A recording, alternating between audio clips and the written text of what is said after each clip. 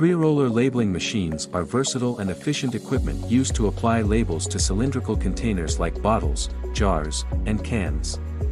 They work by utilizing a three-roller mechanism to grip and rotate the container while a label is dispensed and applied.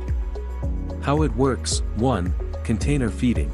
The containers are fed into the machine, either manually or through an automated conveyor system. 2. Container gripping. The three rollers grip the container securely, ensuring stability during the labeling process. 3. Label dispensing. A label is dispensed from a roll and positioned over the container. 4. Label application. As the container rotates, the label is applied smoothly and evenly around the surface. 5. Label pressing. The label is pressed firmly onto the container to ensure proper adhesion. 6. Container release.